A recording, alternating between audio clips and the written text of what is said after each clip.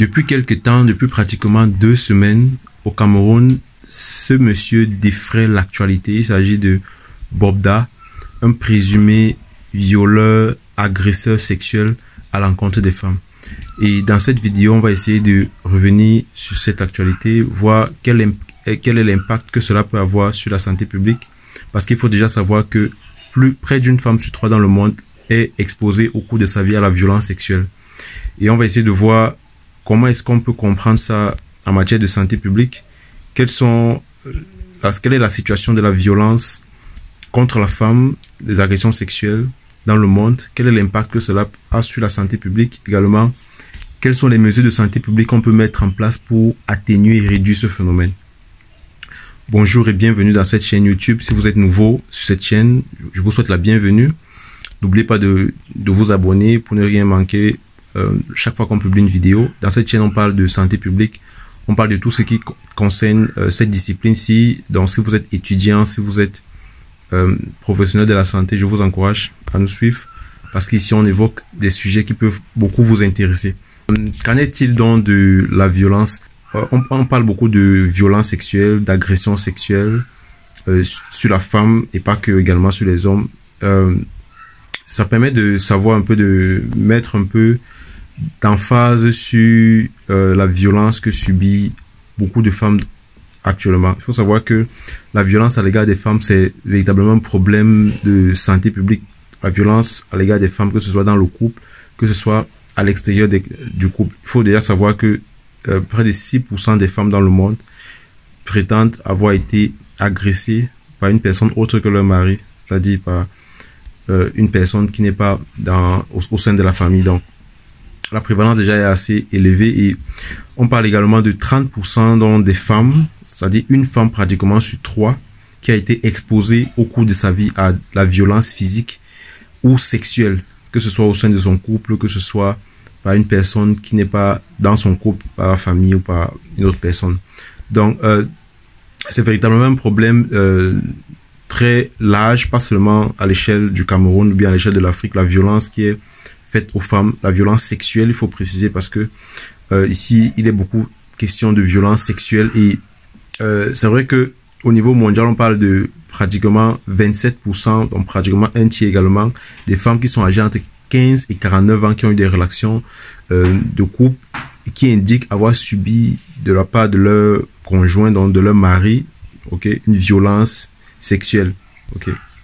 Et déjà, lorsqu'on parle de violence sexuelle, de quoi est-ce qu'il est question ici? C'est un acte sexuel, ou alors une tentative d'acte sexuel, ou alors tout autre acte qu'on peut exercer contre autrui, qu'on peut exercer contre une personne, contre la sexualité d'une personne, en faisant usage, par exemple, de la force, quelle que soit la relation qu'on peut avoir avec la personne. Ça peut être notre conjoint, notre ami, ou alors n'importe qui. Donc, lorsqu'on va user de la force pour pouvoir profiter de la sexualité avec une autre personne. Donc, ça englobe dans cette définition le viol, vous avez des rapports sexuels par la force avec une autre personne. Ça, tout cela entre dans ce qu'on appelle la violence sexuelle. Ce qu'il faut savoir en ce qui concerne l'ampleur de ce problème de violence sexuelle à l'égard des femmes, que ce soit dans le monde, on a fait en 2018, il y a eu une analyse sur l'incidence de la violence sexuelle dans pratiquement 161 pays, c'est-à-dire la plupart des pays qui sont couverts par l'Organisation mondiale de la santé, entre l'année 2000 et l'année 2018. On s'est rendu compte que un tiers des femmes ont déjà subi de la violence sexuelle au sein du couple ou alors par une autre personne autre que son partenaire. Un tiers des femmes. Entre 2000 et 2018, dans près de 161 pays, vous voyez que la prévalence de ce phénomène violence sexuelle est assez élevée. Et ça montre à quel point il est question de mettre en place des mesures de santé publique pour combattre ce phénomène-là. Et dans le monde, il n'y a pas moins de 38% des meurtres de femmes qui sont perpétrés par leur partenaire. C'est-à-dire 38% des meurtres qui sont les meurtres des femmes donc sont causés par leur partenaire. Ça veut dire que dans ce phénomène-là, les partenaires ont une grande part dans le décès des femmes. On parle de 38%.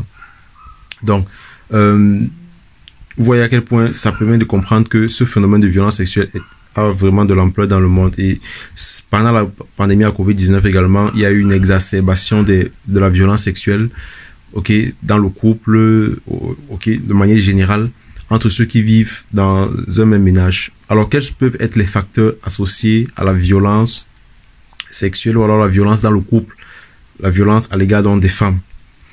Alors, le premier facteur qu'on peut évoquer ici, par exemple, c'est le faible niveau d'instruction. C'est-à-dire, lorsque l'auteur de la violence ou alors la victime a un faible niveau d'instruction, ça augmente la probabilité d'avoir la violence sexuelle. Il y a également l'exposition à la maltraitance pendant l'enfance. Lorsque vous avez été maltraité, vous avez beaucoup plus de chances donc, de développer un comportement violent. Également l'exposition à la violence familiale. Si vous avez vécu dans une famille où il y a eu de la violence, ça peut augmenter la probabilité que vous-même vous soyez violent. Et également les troubles de la personnalité antisociale. Okay, lorsque vous avez ce qu'on appelle les troubles de la personnalité, vous avez du mal à vivre en société. Là également, vous pouvez être violent. Il y a également l'usage nocif de l'alcool si vous consommez excessivement d'alcool ou alors de la drogue. Okay. Ça également, ça augmente le risque d'être violent. Et là, c'est pour les victimes comme pour les auteurs de violence. Également, il y a des comportements masculins préjudiciables, c'est-à-dire avoir des attitudes qui cautionnent la violence, par exemple. Il y a également les normes ce qu'on appelle les normes sociales ou culturelles qui peuvent laisser croire que l'homme est supérieur à la femme. Donc, et à cause de ce statut-là, l'homme pense qu'il peut user de la violence contre la femme. On peut également parler des disparités en ce qui concerne les législations dans les pays, c'est-à-dire lorsqu'on met en place des lois discriminatoires qui donnent beaucoup plus de place à l'homme qu'à la femme. On peut également se retrouver dans des situations où on a des comportements violents. On peut également parler comme autre facteur, on peut parler également de l'exposition à la violence par le passé. Si vous avez été exposé dans votre entourage, plusieurs personnes étaient violentes, ça également, ça augmente le risque d'avoir des comportements violents. On peut, comme on a déjà parlé des croyances donc culturelles, si vous pensez que il y a, vous êtes supérieur à la femme, ok, ça peut ça peut faire en sorte que vous adoptiez des comportements violents contre les femmes. Donc voilà un peu les facteurs qui peuvent contribuer donc à cette violence-là à l'égard des femmes. Maintenant, quelles peuvent être les conséquences sur la santé, publique ou alors sur la santé même des personnes qui sont victimes de violences? On peut parler, par exemple, là, comme conséquence, on peut parler de l'homicide ou alors du suicide. Parce que si à force d'user de la violence contre une personne, elle peut décider de se suicider. On aura donc des situations où le taux d'homicide et de suicide, ok, est très élevé. Et on peut également parler du phénomène des grossesses non désirées, ok, le fait d'avoir des grossesses non désirées parce qu'on a été violé sexuellement.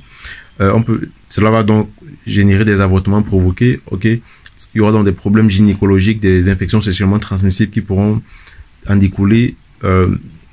Dans le cas de ce monsieur Bobda,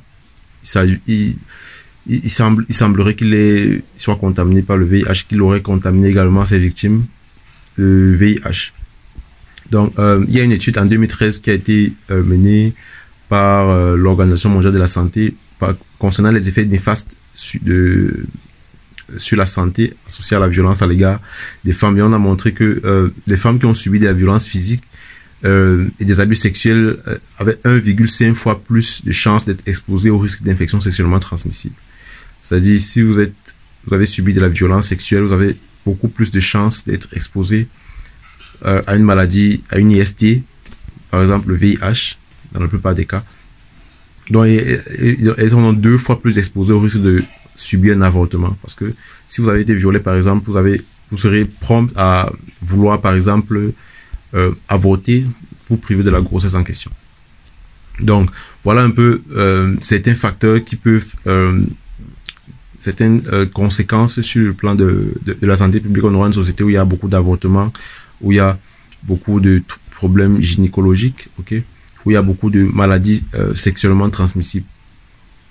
Également, comme conséquence, on peut parler de la dépression, des problèmes psychologiques, ok. La victime peut être déprimée, souvent même aussi l'auteur peut être déprimé, Ok, et il y a des études qui montrent que il y a 2 fois plus de chances pour les femmes qui ont subi de la violence d'être déprimées. Comme autre effet sur la santé dont on peut parler dans des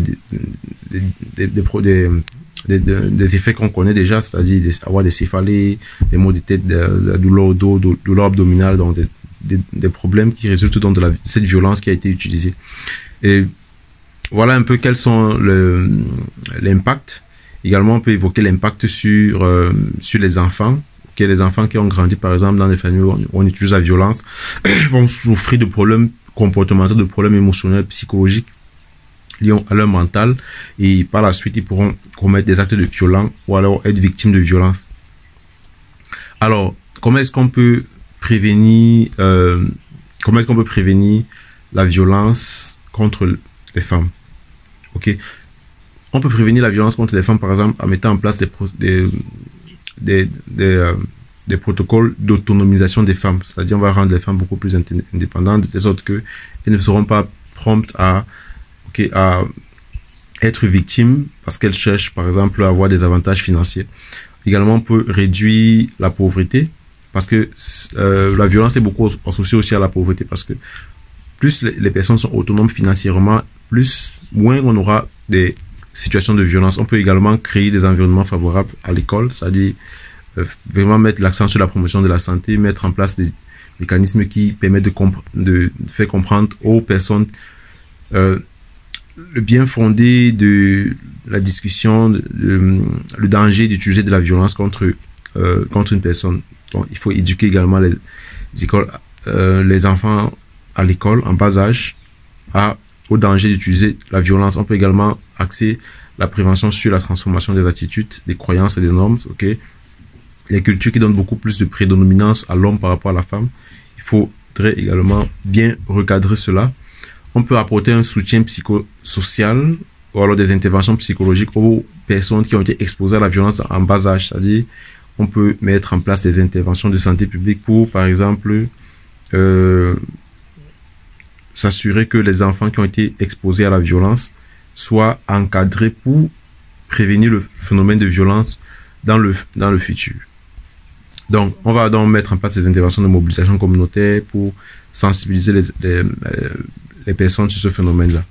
Maintenant, quel peut être le rôle du secteur de la santé dans la prévention de la violence? Ce qu'on peut faire, c'est qu'il faudrait déjà mettre en place une approche multisectorielle, parce que la violence, c'est pas simplement l'apanage du secteur de la santé publique. Également, il y a le secteur de la jeunesse, il y a le secteur de la femme, okay, qui peuvent avoir un impact là-dessus. Mais en ce qui concerne le secteur de la santé, déjà, il faudrait conférer à la violence sexuelle un statut de problème de santé publique véritablement, parce qu'on peut se rendre compte à un pays comme le Cameroun que on n'a pas l'impression que c'est un problème de santé publique. Lorsqu'on a par exemple la fièvre jaune ou alors la rougeole qui sévit, alors on va entendre les autorités de santé publique parler de ça. Mais lorsqu'on a un problème comme celui de Popda, le ministère de la santé publique par exemple ne va pas prendre la parole fermement pour faire comprendre que c'est un problème de santé publique. Et ça, également, il faudrait agir là-dessus.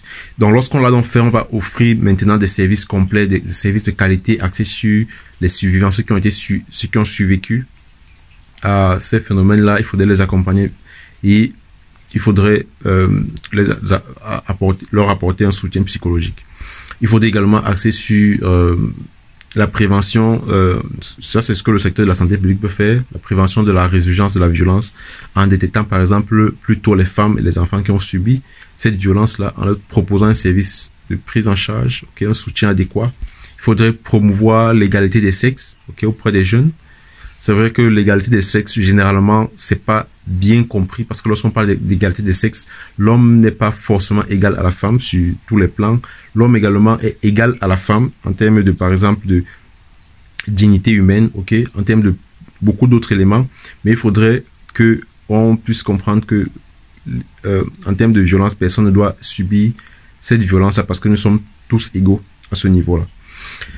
Il faudrait donc aussi mettre l'accent en produisant des données factuelles sur les méthodes qui permettent de présenter déjà l'ampleur du problème, en menant par exemple des enquêtes auprès des populations où la prévalence de la violence est très élevée, ok, en mettant en place des systèmes de veille d'information sanitaire.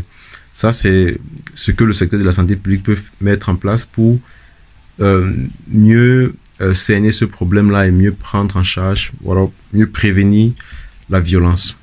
Voilà ce que je voulais partager avec vous dans cette vidéo. On se revoit pour une prochaine vidéo. Sentez-vous bien.